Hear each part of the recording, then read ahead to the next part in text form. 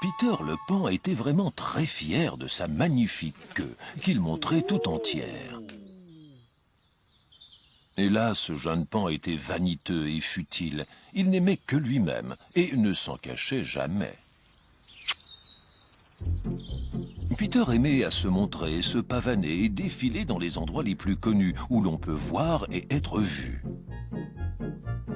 Les animaux sur la piste dansaient le disco et le twist. Ils étaient tous très élégants et s'amusaient jusqu'au soleil levant. Tous les soirs, en arrivant, Peter n'avait qu'à faire sa roue pour faire tomber toutes les filles qui le trouvaient irrésistible.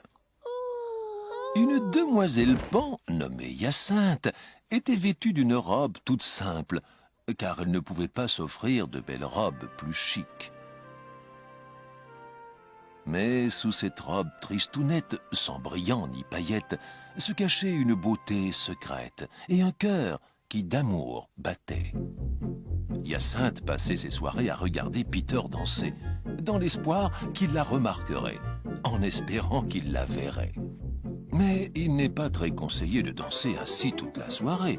Les plumes, à force d'être secouées, finissent bien souvent par s'abîmer.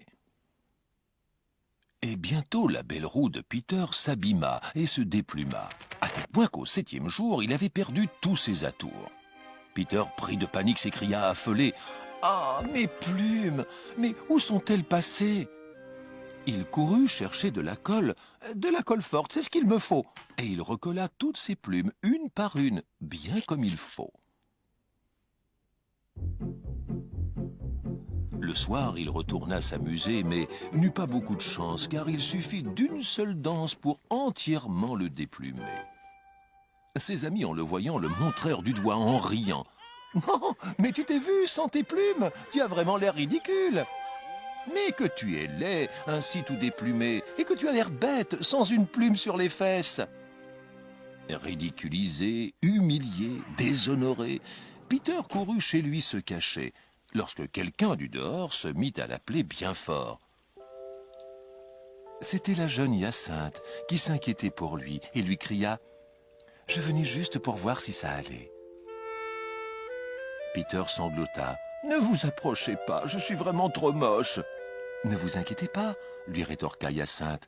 Vous devez être en train de muer. Et je suis sûr que très bientôt vos plumes vont repousser.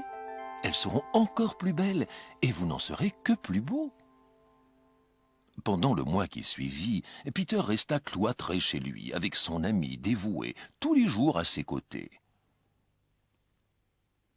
Ses plumes repoussèrent, comme on lui dit. Elles étaient plus belles que jamais, bleues, jaunes et roses.